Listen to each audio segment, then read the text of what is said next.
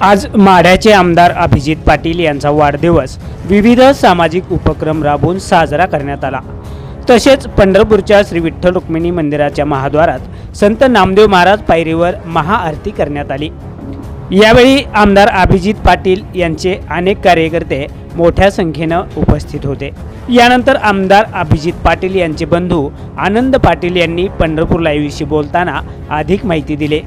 सर्वप्रथम आपले सर्वांचे लाडके नेते माढा विधानसभा मतदारसंघाचे लोकप्रिय आमदार तथा विठ्ठल सहकारी साखर कारखान्याचे चेअरमन आणि शेतकरी कष्टकरी कामगार शेतकऱ्यांचे कैवारी आमदार अभिजित पाटील यांचा आज वाढदिवस। आज वाढदिवसानिमित्त संपूर्ण माढा विधानसभा मतदारसंघात पंढरपूर तालुक्यात रक्तदान शिबिर असेल, वृक्षारोपण असेल, तसंच शालेय विद्यार्थ्यांना शालेय साहित्य वाटप असेल, खाऊ वाटप असेल आणि सर्व सामाजिक उपक्रमाने आज आबांचा वाढदिवस मोठ्या थाटामाटात साजरा होत आहे।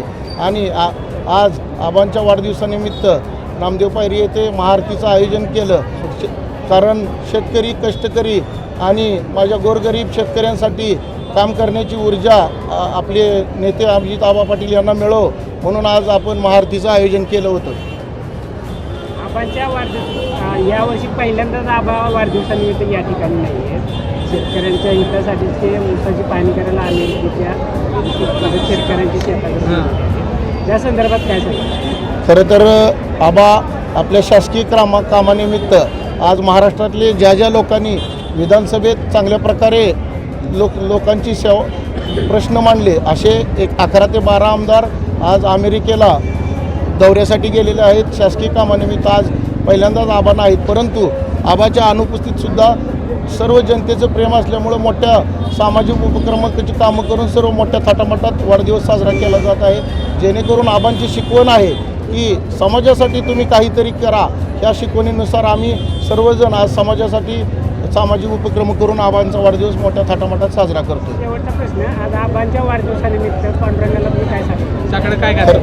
आज मी आबांच्या वाढदिवसानिमित्त सर्वप्रथम आबांना दीर्घायुष्य लाभो आणि खरं तर आबांच्या वाढदिवसानिमित्त आपला देश कृषीप्रधान देश, शेतकऱ्यांसाठी कष्टकऱ्यांसाठी कामगारांसाठी पांडुरंगाची प्रार्थना करतो की यांना आलेल्या संकटांना आजच आपण पाहतोय आपल्या चंद्रभागेला मोठ्या प्रमाणात पाणी आणि पुराची परिस्थिती झाली, तरी शेतकरी त्या संकटाला सामोरं जातोय। तरी या सर्व शेतकरी कष्टकऱ्याला संकटाला सामोरं जाण्याचं बळ दे, लढण्याची ताकद दे आणि वरुणराजानं पाऊस पडू दे। गेली 2 महिने झाले आपल्या तालुक्यात पावसाचा थेंब नाही, परंतु पूर परिस्थिती निर्माण झाली। या सर्वांना संकटाला तोंड देण्याचं बळ दे आणि सर्वांना सुखी ठेव, सर्वांना समाधानी ठेव, एवढीच मी पांडुरंगाची प्रार्थना करतो।